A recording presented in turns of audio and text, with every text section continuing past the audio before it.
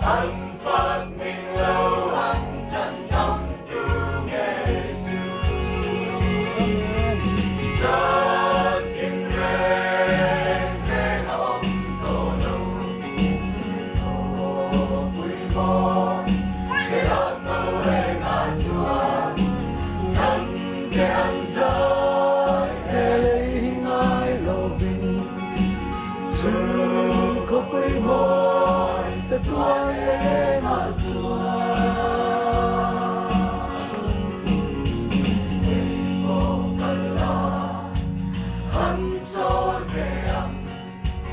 Chúa có quý môi Mà ngây lên là râm mà Sẽ ông rèn rè Cần tuổi tổ lộ Lal nun e ma kia mà cần cho tổ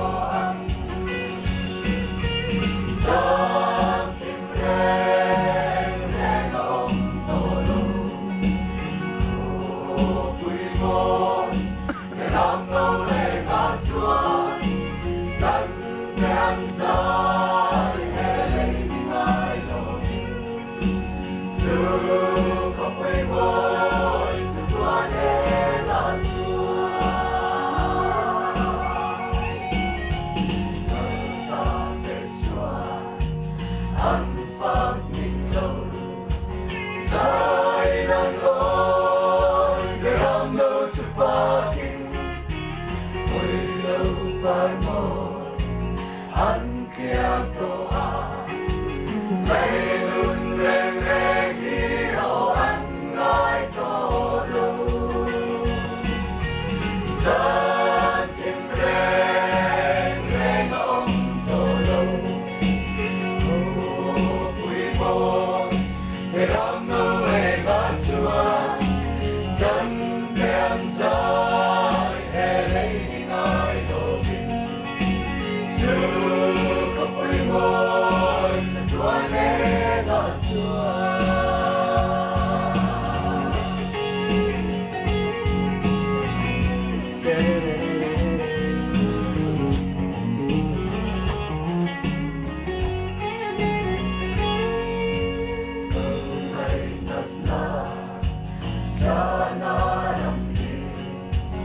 Loài chim đu la trên nó bao lâu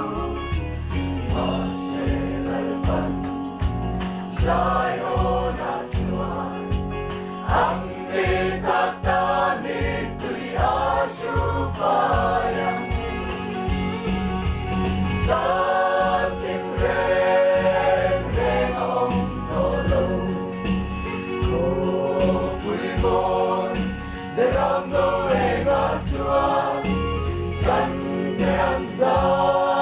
Hê lấy hình ai lâu vinh Chúa có quý môi Sa tuan e ngã Chúa